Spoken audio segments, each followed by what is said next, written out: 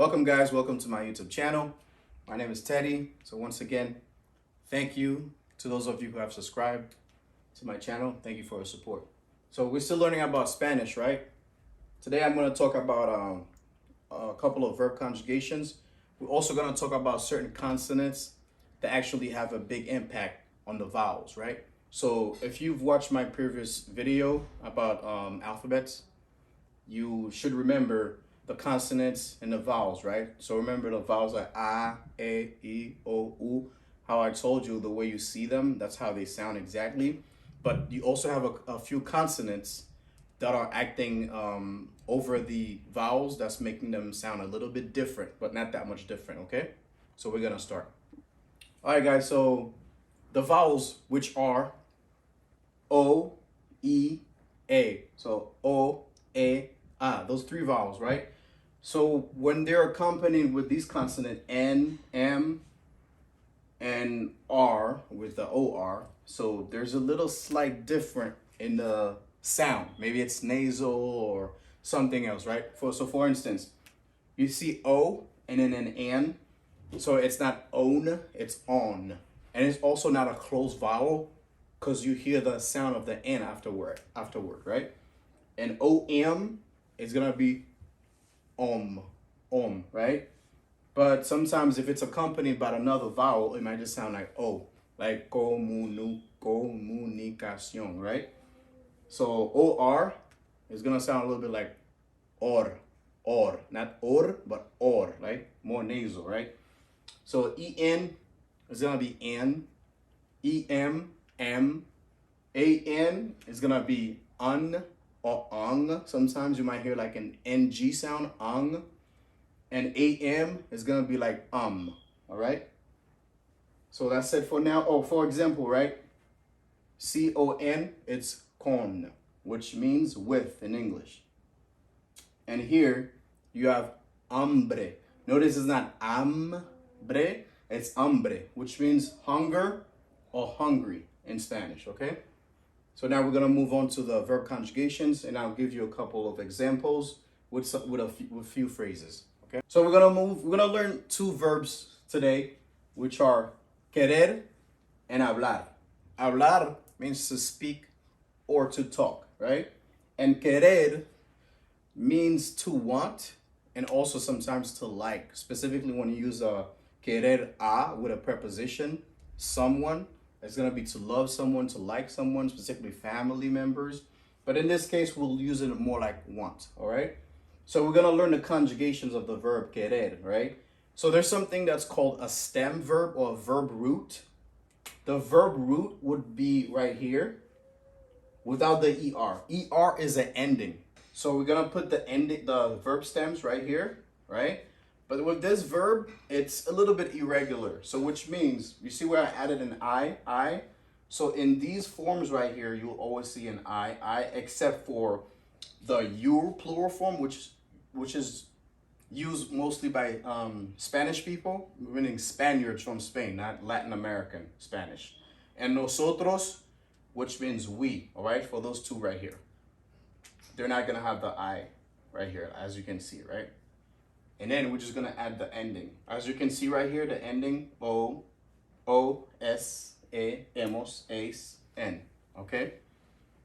So as you can see in Spanish, right, we have something called subject pronouns. Those are subject pronouns which replace a person, okay? So you have yo, which means I, tú, which means you. They replace a person, right? Second person, first person, and third person, right? Singular. All right, and we have the verb stems, which means kie right here with the eyes, all right? So what is a conjugation? A conjugation, I think it's the way of breaking down a verb to put the stem together with the ending of the verb to tell to which pronoun it belongs, okay?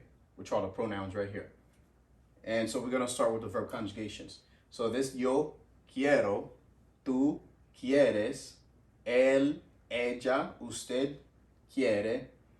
Él means he. Ella means she. Usted, which is abbreviated right here, it's really written right here as like this. Usted, right? Which means you, formal, okay? Excuse me. And nosotros, it means we. Vosotros, it means you, informal, but we mostly use it in Spain. So throughout my this journey of Spanish right here, we're trying not to use vosotros much, okay? Then you have ellos, which means they for men, ellas, they for females, and ustedes could be any sex really, everybody. You, formally, but plural, okay? So we're gonna start with the verb conjugation. Yo quiero, tú quieres, él quiere, o ella quiere, usted quiere, nosotros queremos, vosotros queréis, ellos, ellas, ustedes quieren, all right? So those are the ending of the verbs. Usually most verbs in Spanish that ends in ER, they will have this ending right here. So next we're gonna move to the verb hablar. So now we're gonna move to the verb hablar, which means to speak or to talk, and it's an AR verb. So this is the ending of the verb, and this would be the verb stem or the verb root. So you'll just take the habla, you'll have the stem right here for each pronoun. And then AR verbs usually end 99.5% of the time, right? They would end with o, as, a, amos, ais, ang. So like I said, remember ang right here or an, okay? So as you can tell in Spanish, we tend not to use the subject pronouns because the ending of the verb literally tells you to which pronoun it belongs, right? For instance, when you see o, 99.9% of the time it's gonna end with a o in the present tense, indicative, right, form. So you see tu is always gonna end with a as, right, in the present form. So we're gonna go. So it's literally yo hablo, tú hablas, él, ella, usted habla, nosotros hablamos, vosotros habláis, ellos, ellas, ustedes hablan, okay? So I'm gonna give you some example right here. And questions in Spanish always have two question marks. One upside down when you're asking a question, and another one at the end right here. So to ask a question in Spanish, you don't really have a do like in English. You just raise your voice when you're asking a question, right? Hablas español, you see the tone of my voice, right? Hablas español, which means do you speak Spanish? And you can respond with no, no hablo español, pero hablo francés. So no, I do not speak Spanish, but I speak French. So notice there's no yo. You didn't see the yo, the I, right? Right here. Because you don't really need it. So because the hablo is really, the ending is telling you to which pronoun it belongs. So you can literally say, you could say yo if you want to, yo hablo.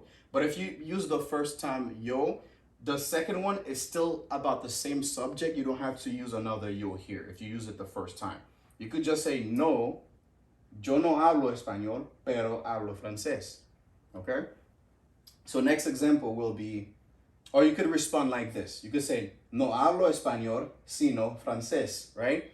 So notice I don't really repeat myself, the but and the o, I just put sino right here. It's another way of saying but, right? So you could say, no hablo español, sino francés. I don't speak Spanish, but French, okay? So now we're gonna move with more examples using both verbs, querer y hablar, okay?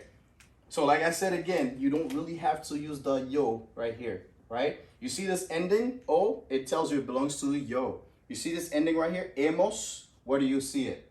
Right here. So that means it belongs to nosotros, which means we, okay? All right, so this is a statement, not a question. So you could say, quiero hablar español. I want to speak Spanish. Quiero hablar español.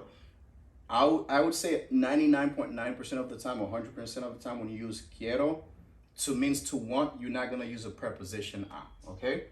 The next one, queremos aprender a hablar español. Notice aprender a, so to learn to speak Spanish. Aprender would most of the time use a preposition a, right? So this really means we want to learn to speak Spanish. Queremos aprender a hablar español. So this means to learn, aprender, okay? So that would conclude my lesson for the day. If you guys have any questions or comments, please leave them down below. Give it a thumb up. Please like, share, and subscribe to my YouTube channel. I'd really appreciate it. Thank you for your time. See you next time.